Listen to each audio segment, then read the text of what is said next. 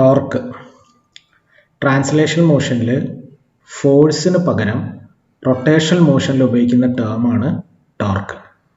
When a body is moving with an acceleration a, we say that it experiences a force F. In rotation motion, when a body is rotating with an angular acceleration alpha, we say that the body is experiencing a torque tau. അപ്പോൾ translation മോഷനിൽ force എന്ന ടേമിന് പകരമായി rotation മോഷനിൽ നമ്മൾ ഉപയോഗിക്കുന്ന ടേമാണ് torque. Torque is the moment of force. നിങ്ങളൊരു പാർട്ടിക്കിൾ കൺസിഡർ ചെയ്യുക. ഈ പാർട്ടിക്കിൾ ഒറിജിനിൽ നിന്നും r ഡിസ്റ്റൻസ് അകലെയാണ്. So the position vector of the particle is r. It is acted upon by a force F.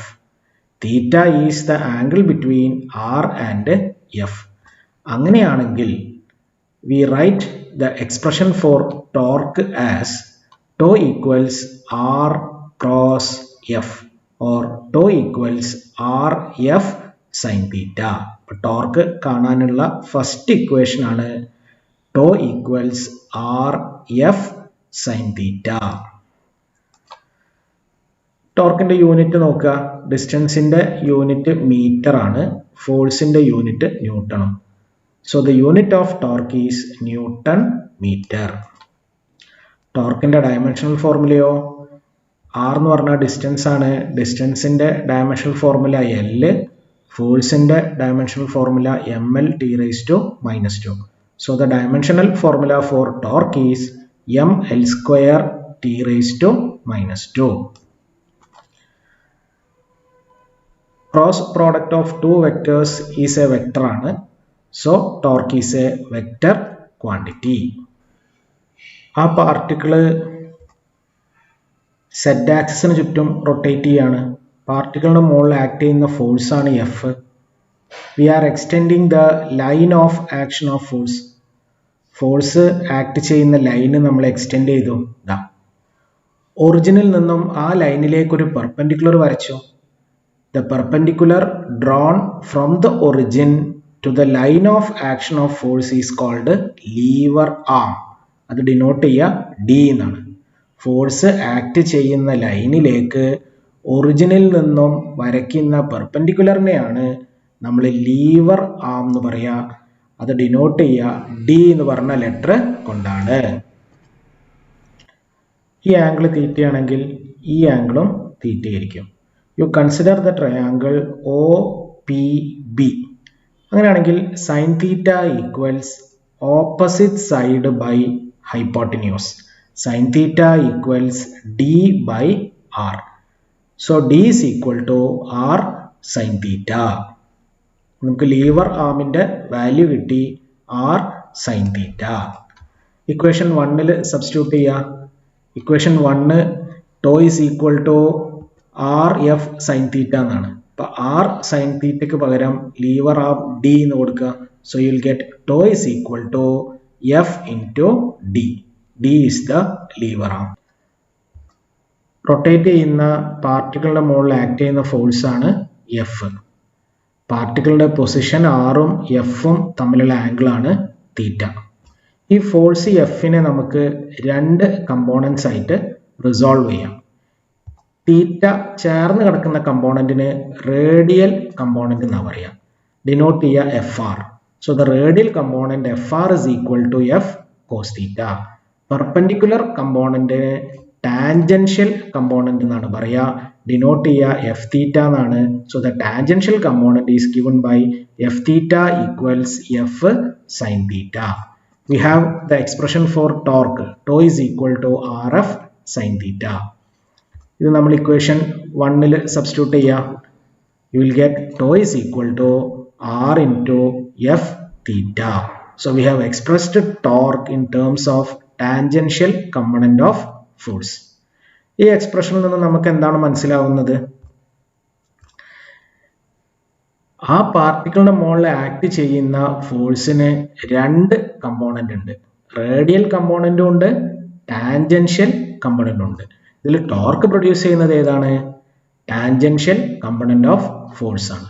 അപ്പോൾ ഒരു ബോഡി റൊട്ടേറ്റ് ചെയ്യുമ്പോൾ അതിൻ്റെ മുകളിൽ ടോർക്ക് പ്രൊഡ്യൂസ് ചെയ്യുന്നത് അതിൻ്റെ മുകളിൽ ആക്ട് ചെയ്യുന്ന ഫോഴ്സിൻ്റെ ടാൻജൻഷ്യൽ കമ്പോണൻ്റ് ആണ്. പിന്നെ റേഡിയൽ കമ്പോണൻ്റ് എന്താ ചെയ്യുക? The radial component only produces A push and pull effect. So what is our conclusion? The tangential component of force acting on the rotating body produces the torque. The radial component only produces a push and pull effect. A handle is provided at the free edge of the door. Why? അതേപോലെ ഒരു question കൂടി ഉണ്ട്. Why is the handle of a spanner made wide?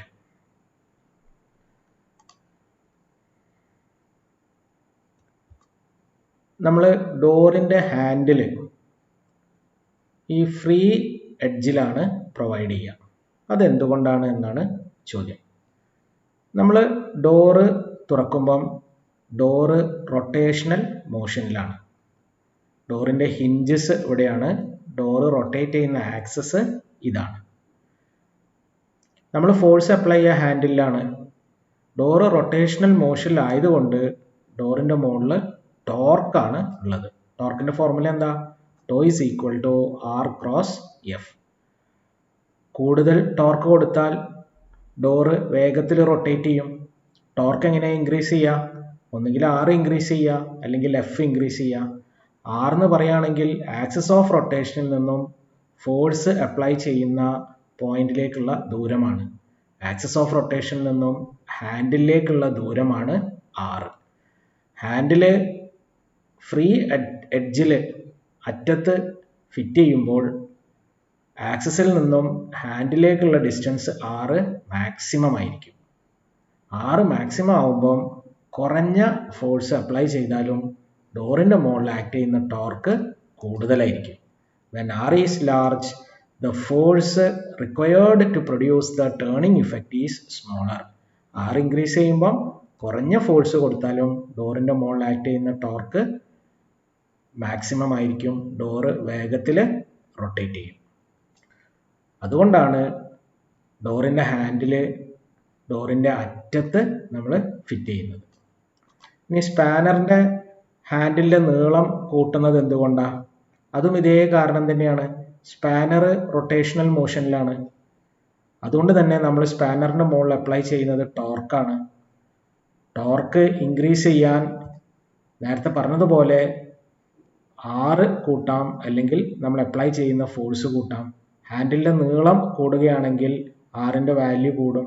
6 കൂടുമ്പോൾ കുറഞ്ഞ force apply ചെയ്താലും torque maximum നമുക്ക് സ്പാനറിൻ്റെ മുകളിൽ apply ചെയ്യാം. അതുകൊണ്ടാണ് സ്പാനറിൻ്റെ ഹാൻഡിലിൻ്റെ നീളം കൂട്ടുന്നത്. Angular momentum. ട്രാൻസ്ലേഷൻ മോഷനിൽ ഒരു ബോഡി മൂവ് ചെയ്യുമ്പോൾ we say that the body is having a linear momentum P. Linear മൊമെൻറ്റത്തിൻ്റെ ഫോർമുല നിങ്ങൾക്കറിയാം. P equals mass into velocity. Translation മോഷനിൽ ലീനിയർ മൊമെൻറ്റത്തിന് പകരം റൊട്ടേഷണൽ മോഷനിൽ നമ്മൾ ഉപയോഗിക്കുന്ന ടേമാണ് ആംഗുലാർ മൊമെൻറ്റം. അത് ഡിനോട്ട് ചെയ്യുന്ന letter L. You consider a particle of mass m rotating about y axis. The particle is located at a distance r from the origin. ആ പാർട്ടിക്കിളിൻ്റെ പൊസിഷൻ വെക്ടർ r ആണ്.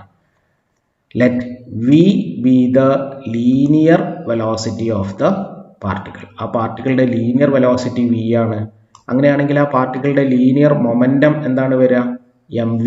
So we can say that the particle has a linear momentum p. ആറും പിയും തമ്മിലുള്ള angle തീറ്റയാണ്. Let theta be the angle between r and p. അങ്ങനെയാണെങ്കിൽ നമ്മൾ എങ്ങനെയാണ് ആംഗുലാർ മൊമെൻറ്റം ഡിഫൈൻ ചെയ്യുക? Angular momentum is the moment of linear momentum. അതിനെ നമ്മൾ ഇക്വേഷൻ ആക്കുക. L is equal to R cross P, or angular momentum L is equal to R P sin theta. So this is the expression for angular momentum. Angular momentum is a vector quantity. L is equal to R cross P എന്നാണ്. രണ്ട് വെക്ടേഴ്സിൻ്റെ cross product എപ്പോഴും vector ആയിരിക്കും. So angular momentum is a vector quantity. Angular മൊമെൻറ്റത്തിൻ്റെ unit എന്താ വരിക? ഡിസ്റ്റൻസിൻ്റെ unit metre ആണ്, മൊമെൻറ്റത്തിൻ്റെ യൂണിറ്റ് കിലോഗ്രാം മീറ്റർ പെർ സെക്കൻഡും. So unit of angular momentum is kilogram metre square second inverse. Dimensional formula for angular momentum. Kilogram എന്ന് പറഞ്ഞാൽ മാസ്സാണ്. മാസിൻ്റെ ഡയമെൻഷൻ എം. മീറ്റർ സ്ക്വയറിൻ്റെ ഡയമെൻഷൻ എൽ സ്ക്വയർ. ടൈം ഇൻവേഴ്സിൻ്റെ ഡയമെൻഷൻ വരിക t⁻⁻1. So dimensional formula for angular momentum is M L square t⁻⁻1. Geometrical and physical meaning of angular momentum. We are going to derive another expression for angular momentum. You consider a particle rotating about an origin O around the Z axis. ആ പാർട്ടിക്കിളിൻ്റെ position vector R ആണ്. ഒറിജിനിൽ നിന്നും ആ പാർട്ടിക്കിളിലേക്കുള്ള ദൂരം r ആണ്. Particle Z ആക്സിസിന് ചുറ്റും rotate ചെയ്യുന്നു. കുറച്ച് സമയം കഴിയുമ്പോൾ പാർട്ടിക്കിൾ dr ഡിസ്റ്റൻസ് മൂവ് ചെയ്ത് ഇവിടെ എത്തിയിട്ടുണ്ടാവും, ഇല്ലേ? അപ്പോൾ ഇവിടെ എത്തുമ്പോൾ ആ പാർട്ടിക്കിളിൻ്റെ പൊസിഷൻ വെക്ടർ എന്താണ്? ആദ്യം r ആയിരുന്നു പൊസിഷൻ വെക്ടർ. dr ഡിസ്റ്റൻസും കൂടി മൂവ് ചെയ്തപ്പോൾ ആ പാർട്ടിക്കിളിൻ്റെ position vector r plus dr ആയി.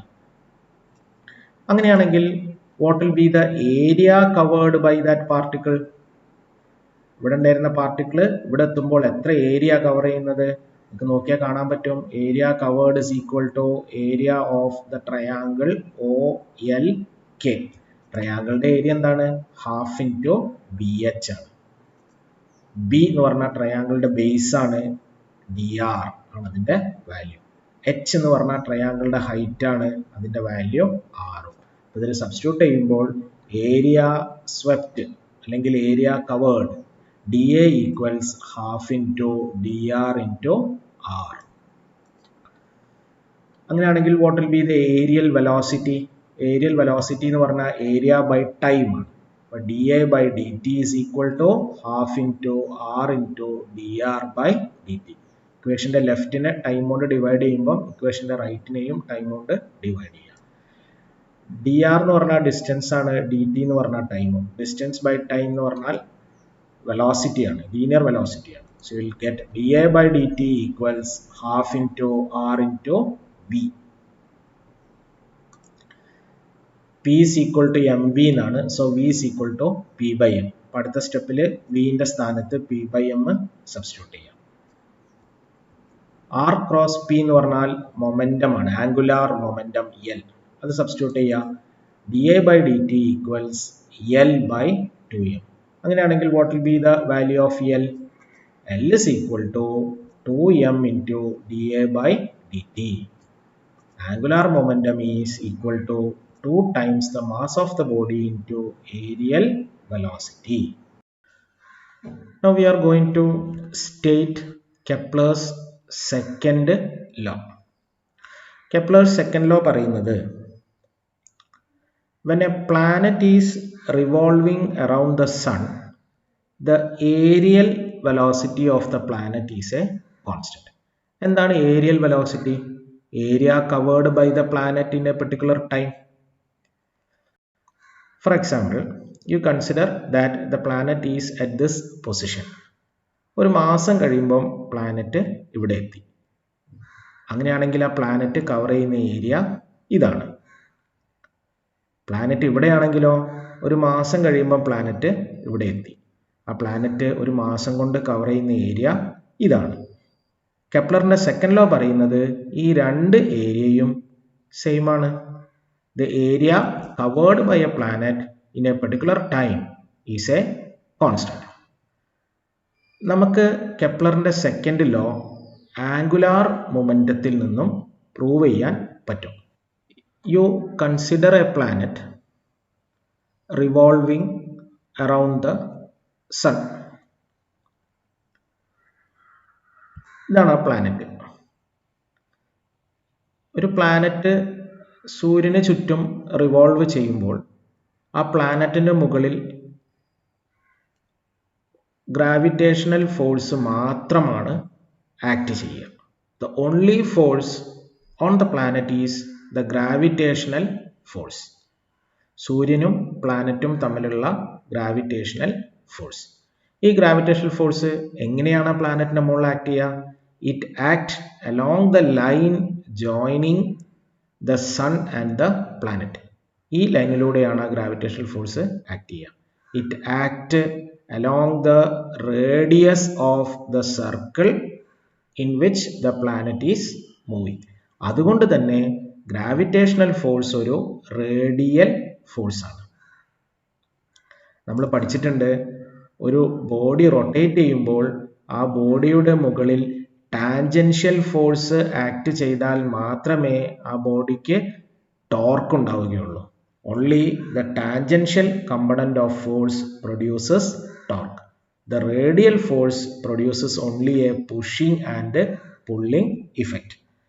ഈ പ്ലാനറ്റിന്റെ മുകളിൽ ഗ്രാവിറ്റേഷണൽ ഫോഴ്സ് മാത്രമേ ഉള്ളൂ. ഗ്രാവിറ്റേഷണൽ ഫോഴ്സ് ഒരു റേഡിയൽ ഫോഴ്സ് ആണ്.